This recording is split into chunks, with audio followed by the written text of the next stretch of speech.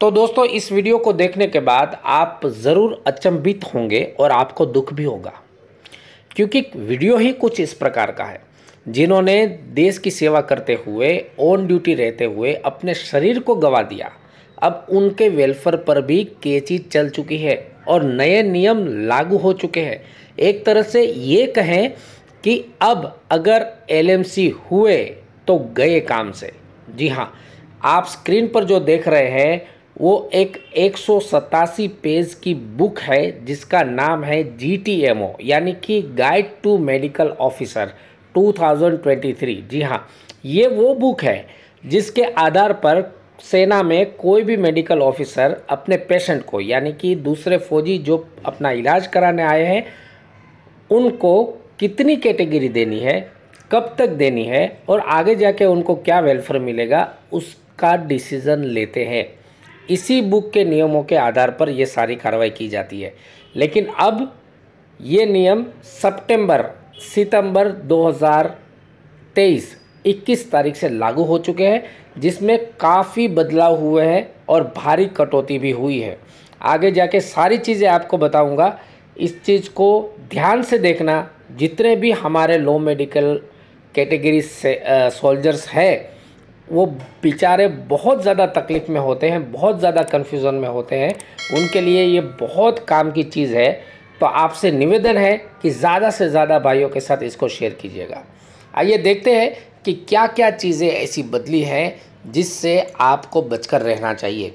तो देखिए, सबसे पहले ये लेटर 21 सितंबर 2023 को जारी हुआ है और उसी डेट से ये पूरे नियम भी लागू हो चुके हैं। यानी कि पिछले नियम जो है वो अभी ख़त्म हो चुके हैं और ये department of ex serviceman welfare, government of India, ministry of defence की तरफ से जारी हुए हैं, जो कि पेंशन पॉलिसी के अंतर्गत आते हैं। और सारे के सारे डिफेंस स्टाफ जितने भी आर्मी, नेवल, एयरफोर्स स्टाफ है, सब के लिए ये लागू कर दिया गया है। हेडिंग आप देख सकते हैं, entitlement rules for casualty pensionary awards to the armed forces personnel 2023 and guide to medical officers 2023। यानी कि मेडिकल ऑफिसर को ये मार्गदर्शन दिया जा रहा है कि किस तरह से आपने पेशेंट को ट्रीट करना है और किस कंडीशन में, किस बीमारी में कितनी कैटेगरी देनी है और आगे जाके उनको क्या फ़ायदा मिलेगा। यहाँ पर देखिए, कायदे से लिखा हुआ है, I am directed to say that President is present to decided that with effect from 21 September 2023 यानी कि 21 सितंबर 2023 से ये सारे नियम लागू हो चुके हैं। And in supersession of all previous orders oblique rules on the subject. यानी कि लो मेडिकल कैटेगरी को जो भी पिछले नियम चल रहे थे, जो भी पिछले कायदे कानून चल रहे थे, उन सब को ये लेटर जो है सुपरसीड करता है। वो सारी चीज़ें बंद हो जाएगी और इस लेटर के अनुसार अब नई चीज़ें चलेगी। तो इसमें क्या क्या चीज़ें बदलाव हुई है, ये 187 पेजेस की एक बुक है। आपको मैं प्रोवाइड कर दूंगा, अगर आप मैसेज करेंगे तो आपको ये चीज़ प्रोवाइड कर दूंगा। मेन चीज़ें इसमें कवर करते हैं। सबसे पहले देखिए, retention in service despite disability. इसका मतलब क्या होता है कि जो भी सोल्जर, जो भी डिफेंस पर्सनल, जो भी फौजी ऑन सर्विस अपने शरीर की लो मेडिकल कैटेगरी उस तकलीफ़ों के साथ में अगर सर्विस करते हैं तो उनको दो प्रकार की पेंशन मिलती थी, disability pension plus service pension. ये पेंशन जाते टाइम मिलती थी। लेकिन अब नए नियमों के अनुसार डिसेबिलिटी आपके पास हो, वार के कारण हो या इंजरी के कारण हो, और आप अगर इनवैलिड आउट नहीं होते हैं तो उसे कैपिटलाइजेशन रिलीफ मिलेगा। देखिए यहाँ पर एक शब्द लिखा है, कैपिटलाइज्ड इम्प्लीमेंट रिलीफ। ये क्या चीज़ होता है, सबसे पहले इसको समझिए। पहले क्या होता था कि जब आप रिटायर्ड होते हैं तो आपको डिसेबिलिटी पेंशन भी मिलती थी और सर्विस पेंशन भी मिलती थी। इन दोनों को प्लस करके जो भी हमारे सोल्जर्स लो मेडिकल कैटेगरी हुए हैं और अपनी तकलीफ़ के साथ में उन्होंने पूरी सर्विस की है तो आगे जाके उनको लाइफ टाइम के लिए बेनिफिट मिलता था। लेकिन अब ऐसा नहीं होगा।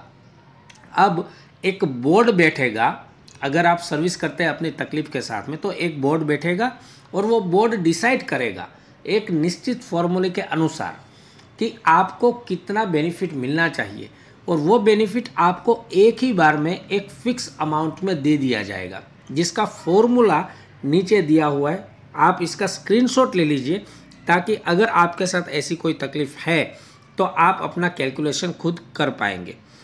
अब देखिए कि डिसेबिलिटी 20% या उससे ज़्यादा है और लाइफ टाइम के लिए है, लेकिन बोर्ड के द्वारा आपको असेस किया गया है, आपको जज किया गया है, तो उसे बोर्ड बेंडिंग का फ़ायदा नहीं दिया जाएगा। देखिए बहुत बड़ी चीज़ है। पहले क्या होता था कि आपकी कुछ कैटेगरी कुछ परसेंट के अनुसार होती थी, तो आपको ब्रॉडबैंड मिल जाता था, जिस वजह से पेंशन में काफ़ी सारा फ़ायदा होता था, और डिसेबल सोल्जर जो है पेंशन जाने के बाद में अपनी अच्छी लाइफ गुजार कर सकते थे। लेकिन अब आपको एक फ़िक्स अमाउंट एक बार में दे दिया जाएगा, जो कि कोई ज़्यादा बड़ा अमाउंट नहीं है, और उस अमाउंट को लेकर आपने आगे की लाइफ जीनी है, जो कि फार्मूले के अनुसार बनेगा, जो फार्मूला आपको स्क्रीन के ऊपर दिखाई दे रहा है। अगर वक्त मिला तो बाद में अगले वीडियो में मैं इसको कैलकुलेट करके भी पूरी तरह से आपको दिखाऊंगा। तो सबसे पहले तो ये प्रॉब्लम है कि आपको लाइफ टाइम के लिए पेंशन में बेनिफिट नहीं मिला, बल्कि एक फ़िक्स अमाउंट मिल जाएगा, और वो भी तब मिलेगा जबकि बोर्ड ने आपको असेस किया है। यानी कि मान लीजिए कि आपकी 5 साल सर्विस है और उस टाइम आपको कोई लो मेडिकल कैटेगरी हो गई और बोर्ड ने आपको असेस कर लिया, तो उस टाइम पे जो भी कैलकुलेशन बैठता है आपके लास्ट एमोल्यूमेंट्स, यानी कि जितनी भी आपकी सैलरी और आपके अलाउंस बन रहे हैं उसके अनुसार ये कैलकुलेशन होगा। उसके बाद आगे आप 10 साल और सर्विस करेंगे, 20 साल और सर्विस करेंगे, फिर भी उसका बेनिफिट नहीं मिलेगा। जिस टाइम पे आपको प्रॉब्लम हुई उसी के अनुसार आपको फिक्स अमाउंट मिल जाएगा। ये एक बहुत बड़ा घाटा है दोस्तों। कम से कम आप लिव इन केस भी करते हैं तो लिव इन केस का भी कैलकुलेशन आपकी रिटायरमेंट के टाइम के जितने भी आपकी लास्ट सैलरी और एमोल्यूमेंट्स होते हैं उसके आधार पर होते हैं, लेकिन इसमें वो नहीं होगा, बल्कि जब भी बोर्ड आपको असेस करेगा उसके अनुसार होगा। सबसे बड़ी प्रॉब्लम।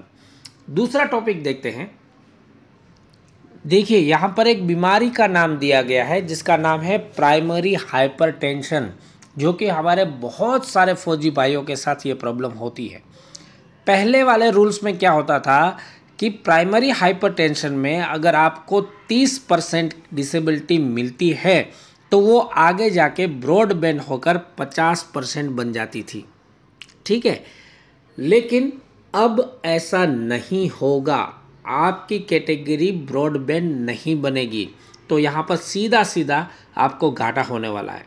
दूसरा टॉपिक ये है कि अगर प्राइमरी हाइपरटेंशन में आपके शरीर का कोई इंटरनल ऑर्गन डैमेज हो चुका है तो पहले 40 से 100% डिसेबिलिटी मिलती थी, लेकिन अब ऐसा नहीं होगा।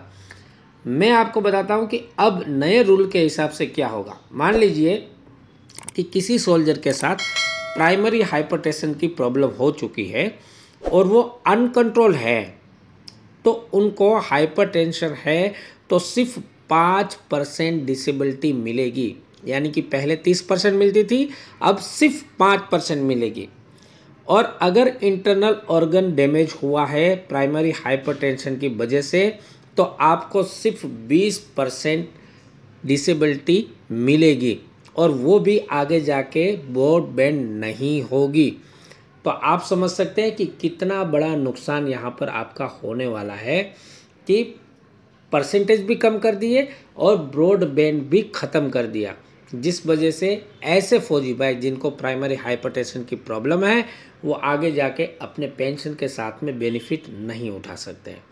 दोस्तों 187 पेजेस की इस पीडीएफ बुक में बहुत सारी और चीज़ें हैं जो आपको बताई जा सकती है, लेकिन वीडियो लंबा हो जाएगा, इसीलिए हम कोशिश करेंगे कि आने वाले वीडियो में आपको एक एक करके चीज़ें बताएं। आपके कोई भी कमेंट्स हैं तो आप कमेंट्स करके ज़रूर पूछिएगा, कोई भी क्वेश्चन है तो। और हमारी मेहनत पसंद आ रही है तो वीडियो को लाइक कीजिएगा ताकि हम आपसे ज़्यादा से ज़्यादा आपकी मदद कर पाएँ, और इस वीडियो को ज़्यादा से ज़्यादा अपने भाइयों के साथ शेयर कीजिएगा ताकि सब तक सही जानकारी पहुँचे और वो अपने भविष्य का सही डिसीज़न ले सके। नमस्कार, जय हिंद।